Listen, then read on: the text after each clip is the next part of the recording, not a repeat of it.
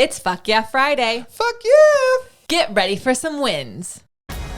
Welcome to the Be It Till You See It podcast, where we talk about taking messy action, knowing that perfect is boring.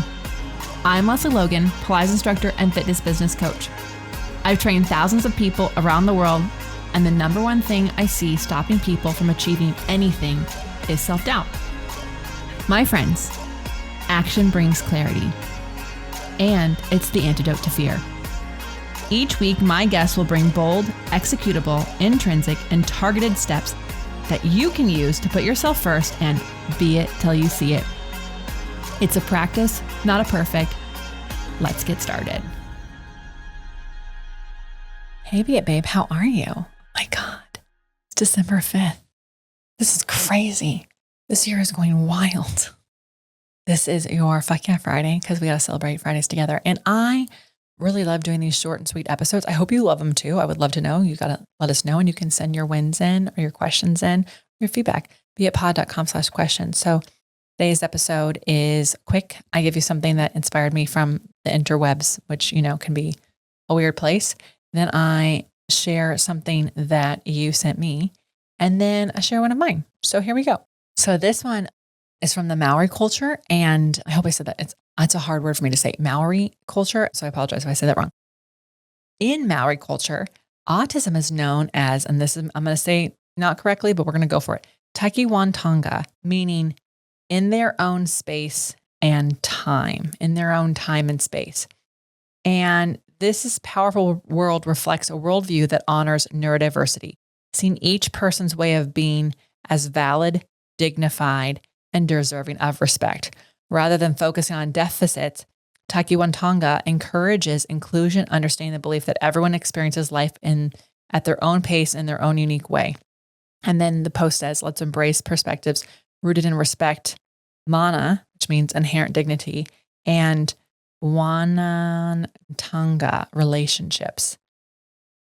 I'm sorry, I've definitely butchered that one, but I hope that you are as inspired as I am, because I actually really appreciate this. I think it's really easy in our culture, especially right now, to be thinking of people who are different than us as having less, or we need to fix that or change that. And I just think it's a beautiful thing, like in their own space and time, in their own time and space.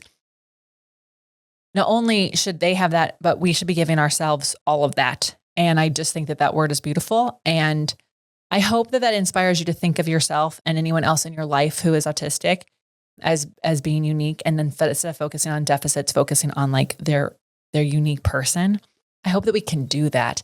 I think if you're listening to this podcast, you probably are someone who generally tries to be respectful of others, but it is hard, right? It's so hard, especially when people get confused or people get misinformation.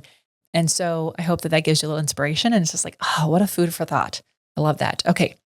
Now, your wins. You guys sent me a bunch. So we're going to go with a couple of them. Here we go.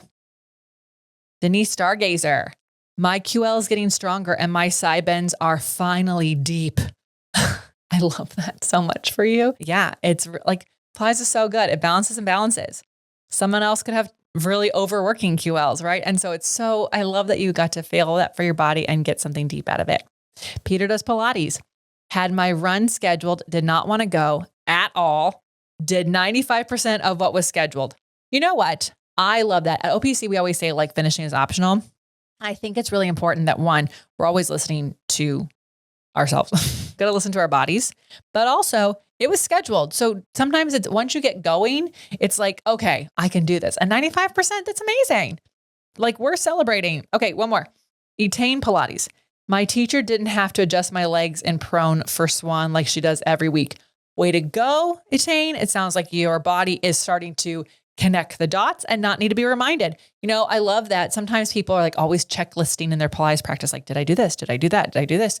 And it's like, the goal is that your body does it on its own. All right.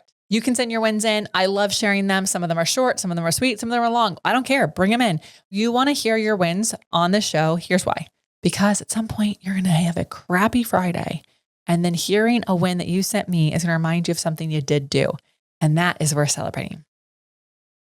All right. My win. So we're on tour right now, and my win is getting to tour and being so well rested, so prepared, having filmed everything early, and I'm not going, we're going on tour and I'm going to come back to being behind on my work. Like, I'm just so grateful. Look, this was a team effort. This was a year and a half in the making. You've heard me talk about this. I brought a win like this up in the past, but truly it just keeps getting better.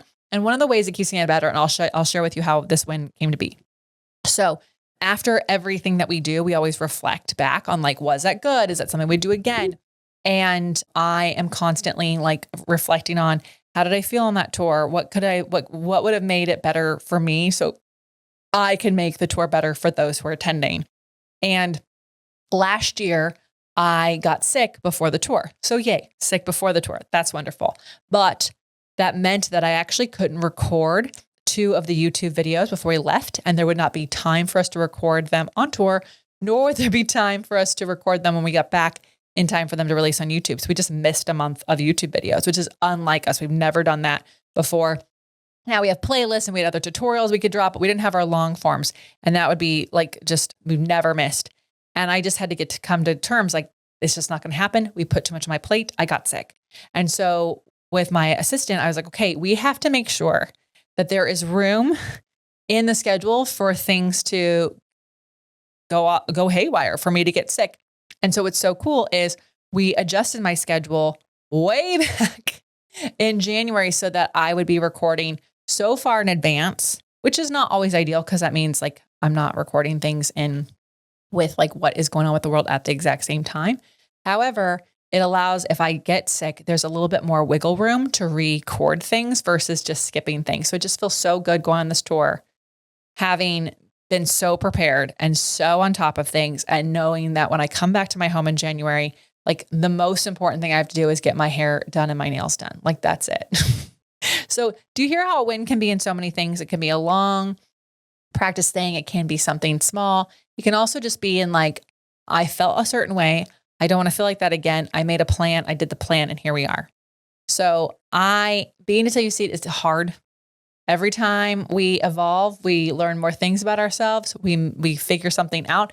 It's like a mountain with no peak, but not in a way that we're unsatisfied, in a way that we just keep taking a look back at how far we've come and adjusting our path going forward. Because also, for my ladies listen to this, like our bodies are changing, right? I am 42. So you might be in your 50s and it's already, you're on the other side of perimenopause and I'm getting there. But like, may my listening and reflecting myself give you permission to listen and reflect upon yourself. And if you need help, ask for it. If you need people to leave you alone, ask for it, right? And then send that win in so we can celebrate you. All right, a little affirmation for you to take with you on your journey. Here we go. What is today's? Here it is. I let go of the things that sit achingly out of reach. I let go of the things that sit achingly out of reach. I let go of the things that sit achingly out of reach. You know what? If you do that, probably create space to welcome it all the way in. Sometimes that's how it goes. You release it and it comes back. Someday I'll tell you about that story when I released Brad and he came back. Anyways, that's a story for another day. You're amazing. Until next time, be it till you see it. That's all I got for this episode of the Be It Till You See It podcast.